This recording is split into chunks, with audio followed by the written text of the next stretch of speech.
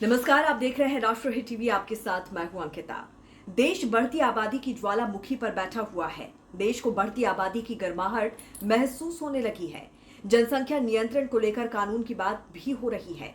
समान नागरिक संहिता लागू करने की भी बात की जा रही है।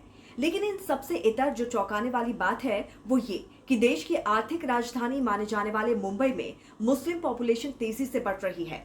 आंकड़े चौंकाने वाले हैं। ये आंकड़े Tata institute of social sciences यानी कि TISS की एक ताजा रिपोर्ट से सामने आए हैं।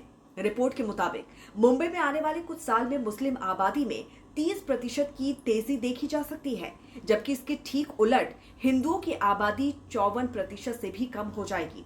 TISS की इस रिपोर्ट के अनुसार 1961 में मुंबई में हिंदुओं की आबादी 88% थी, जो 2011 में घटकर 66% तक पहुंच गई है। वहीं मुस्लिम जनसंख्या में 1961 में 8% से बढ़कर 2011 में 21% तक उछाल देखने को मिल सकता है।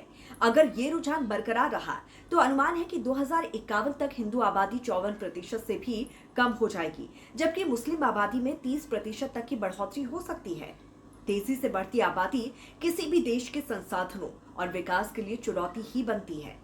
भारत इसका सबसे बड़ा उदाहरण है, क्योंकि यहाँ आबादी के हिसाब से ना तो संस्थान है और ना ही संसाधन है।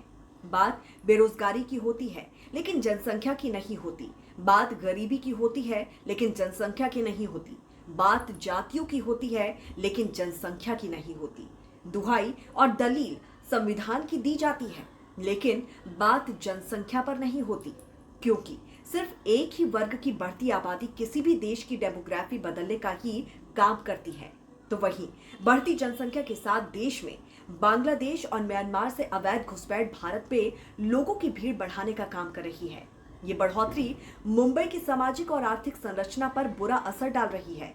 TISS के रिसर्च के मुताबिक ये घुसपैठिए मुख्य रूप से झुग्गी क्षेत्रों में बसे हुए हैं, जिससे शहर के बुनियादी ढांचे पर दबाव बढ़ रहा है।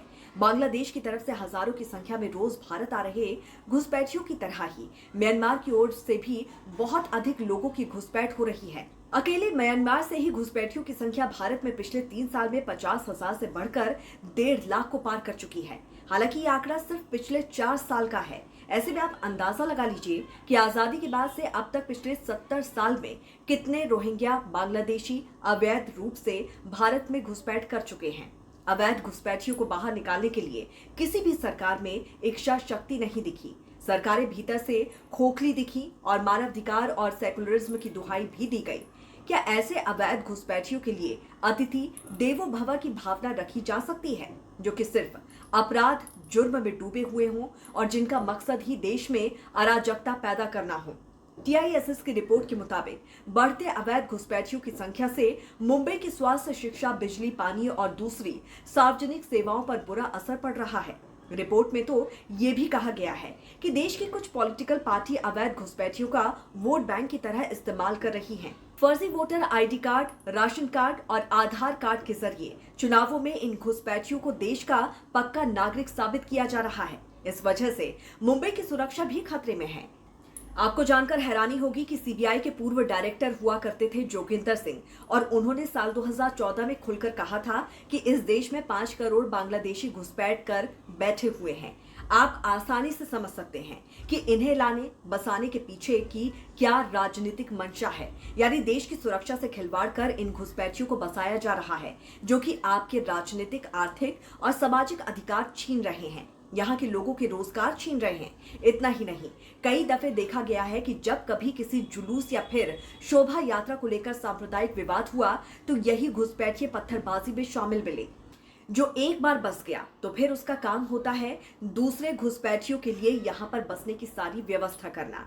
जब एक जगह इनकी आबादी बढ़ जाती है तो फिर ये वहां के हिंदुओं को पलायन के लिए मजबूर करते हैं।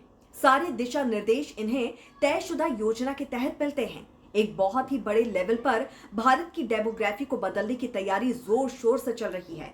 उसका सबसे बड़ा उदाहरण महाराष्ट्र का शरिया गांव है, जहां पर मुस्लिम आबादी इतनी ज्यादा है कि वहां भारत का कानून नहीं बल्कि इस्लामी शरिया चलता है।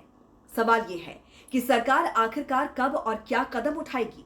सवाल यह भी है, क्या भारतीय न्यायपालिका से इस मामले में सहयोग मिलेगा? तो सवाल ये भी है, क्या देश के सेकुलर राजनीतिक दल अवैध घुसपैठियों को बाहर करने की मांग को राष्ट्रहित में समर्थन देंगे या फिर रोहिंग्या और अवैध घुसपैठियों के साथ खड़े होंगे? तो इस पर आपकी क्या राय है, जरूर हमें बताइए कमेंट करके। जुड़े रहिए राष्ट्रहित टीवी के साथ। नमस्कार।